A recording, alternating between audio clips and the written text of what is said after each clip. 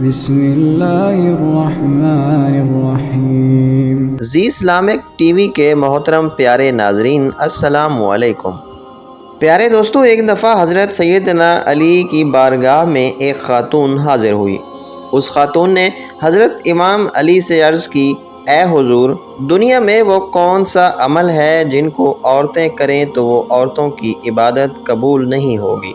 داماد رسول نے جواب دیتے ہوئے فرمایا، اے مومن خاتون، اس جہان میں 3 ایسی خواتین ہیں جن کا کوئی بھی نیک عمل اللہ تعالیٰ کے ہاں قبول نہیں ہے جب تک وہ سچے دل سے توبہ نہ کر لیں۔ اس نیک عورت نے حضرت امام علی علیہ السلام سے عرض کی، اے حضور، وہ کون کون سی 3 عورتیں ہیں جن کا کوئی عمل اللہ تعالیٰ کی بارگاہ میں قابل قبول نہ ہے؟ حضرت امام علی رضی اللہ تعالیٰ عنہ نے فرمایا، جب تک وہ عورتیں سچے دل سے توبہ نہیں کرتی تب تک اس کی کوئی نیکی قبول نہیں ہوتی۔ ایسی عورت جو گندگی کا خیال نہیں رکھتی، پاکی اور ناپاکی میں کوئی فرق نہیں کرتی۔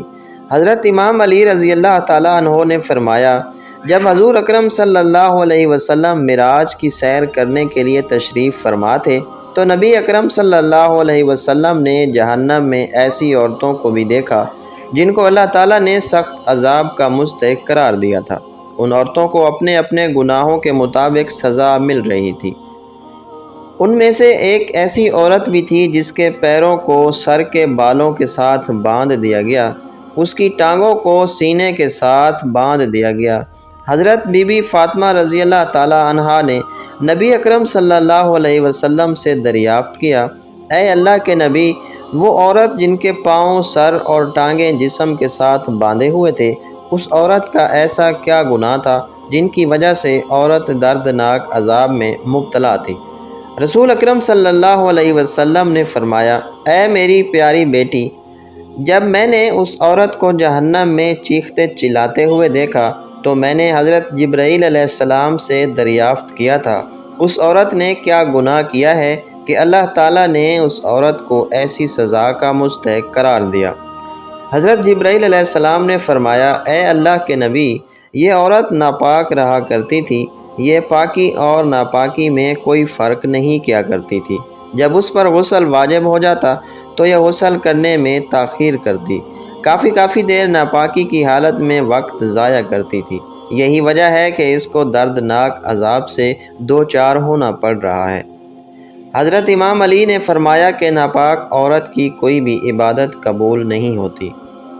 ایسی عورت کی بھی کوئی عبادت قبول نہیں ہوتی جو اپنے سر پر دوپٹہ نہیں لیتی اور غیر مردوں اور عورتوں کو اپنا خوبصورتی دکھانے کی خواہش مند ہوتی ہے۔